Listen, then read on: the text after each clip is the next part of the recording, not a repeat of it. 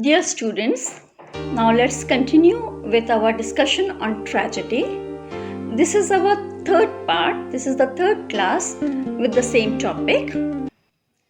So now we have studied Greek tragedy. Some other kinds of tragedy are revenge tragedy, which has murder, revenge, ghosts, mutilation. It was a dramatic genre that flourished in the late Elizabethan and Jacobean period.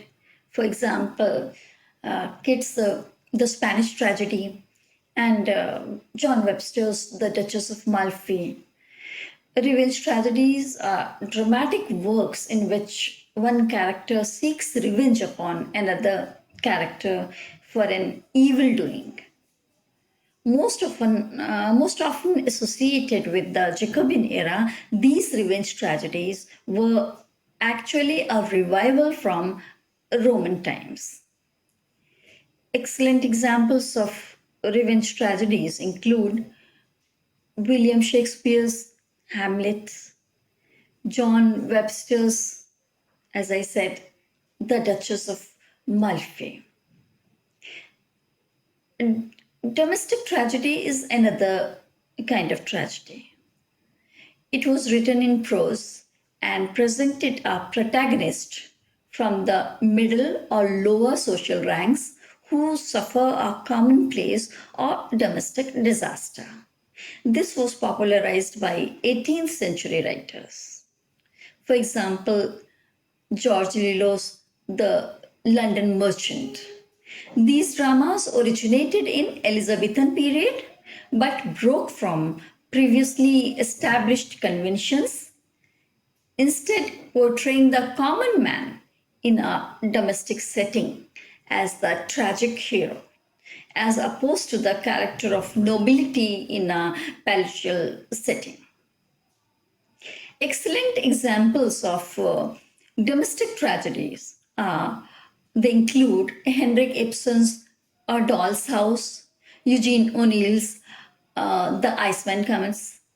Then social tragedy is yet another kind of tragedy. Now, social tragedy revolved around an issue of general social or political significance.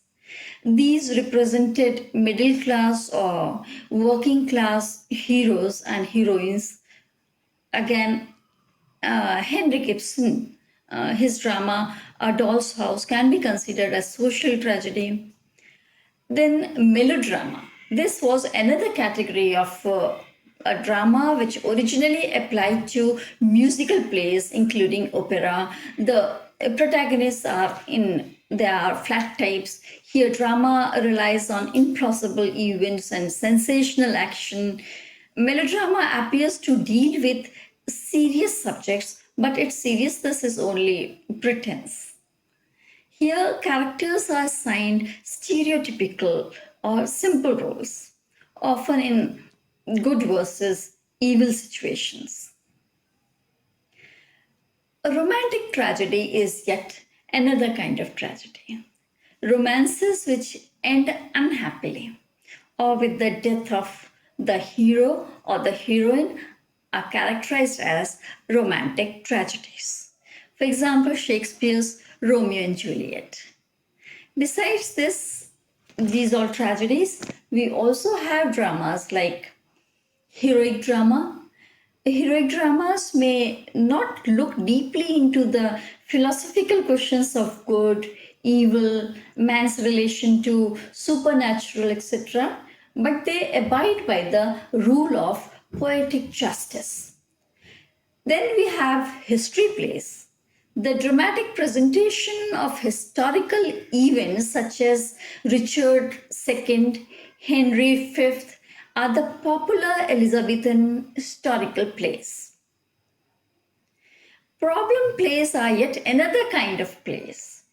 Problem plays are the drama with a specific contemporary problem by making the protagonist face it. It was a type of drama popularized by playwright Henrik Ibsen.